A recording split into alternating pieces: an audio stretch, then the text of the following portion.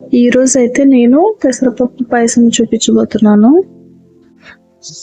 ఈ పాయసం చేసుకోవడం చాలా ఈజీ, తొందరగా కూడా అయిపోతుంది. ఒక కప్పు పెసరపప్పు తీసుకొని వాటిని కలర్ మారేంత వరకు దూరగా వేయించుకోవాలి. వీడియోలో చూపించినట్టు కొంచెం కలర్ మారితే సరిపోతుంది. వేయించుకున్న పెసరపప్పు కొంచెం చల్లారిన తర్వాత కుక్కర్లో వేసుకోవాలి. వేసుకున్న పెసరపప్పు ఉడకడానికి సరిపడా నీళ్లు కుక్కర్లో పోసుకోవాలి. నీళ్లు పోసుకున్న తర్వాత కుక్కర్ మూత పెట్టుకొని 2 లేదా 3 విజిల్లు వచ్చేంత వరకు ఉడికించుకోవాలి. ఇక్కడ నేనైతే పప్పునేం నానబెట్టలేదండి. మరి మెత్తగా ఉడకాల్సిన అవసరం అయితే లేదు. కొంచెం పలుకుగా ఉన్నా పర్వాలేదు. మనం తినేటప్పుడు అక్కడక్కడ తగులుతూ తినడానికి టేస్ట్ చాలా బాగుంటుంది.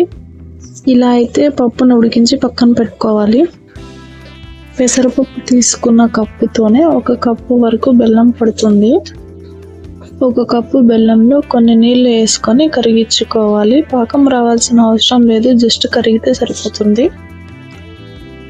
కరిగించిన బెల్లం నీళ్ళని ఇందాక మనం ఉడికించి పెట్టుకున్న బెల్లంలో పోసేసుకోవాలి.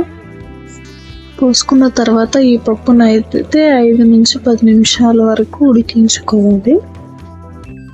ఉడికించుకున్న తర్వాత మనం తీసుకున్న కప్పుతో 1/2 కప్పు వరకు సూజీ రవ్వ లేదా ఉప్మా రవ్వ, రెండిట్లో ఏదైనా మీ ఆప్షన్ అండి.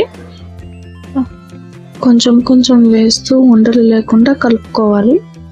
రవ్వ వేసుకున్న తర్వాత స్లో ఫ్లేమ్లో ఉడికించుకుంటే పాయసం అడుగంటకుండా ఉంటుంది. మరోవైపు ఒక ప్యాన్లో 1 టేబుల్ స్పూన్ నెయ్యి లేదా ఆయిల్, అది మీ ఆప్షన్ అండి. ఇందులో జీడిపప్పు, ఎండు ద్రాక్ష వేసుకొని వేయించి పెట్టుకోవాలి. వేయించి పెట్టుకున్న ఎండు ద్రాక్ష, జీడిపప్పుని ఇందాక ఉడుకుతున్న పాయసంలో వేసి 5 నిమిషాల తర్వాత ఫ్లేమ్ ఆఫ్ చేసుకుంటే పెసరపప్పు పాయసం రెడీ అయిపోతుంది. పాయసం తినాలనిపించినప్పుడు ఇలా ఈ పెసరపప్పు పాయసాన్ని ఒక్కసారి ట్రై చేయండి. తినడానికి టేస్టీగా ఉంటుంది, చేసుకోవడం కూడా చాలా ఈజీ. ఒక్కసారి మీరు కూడా ట్రై చేసి ఎలా ఉందో చెప్పండి.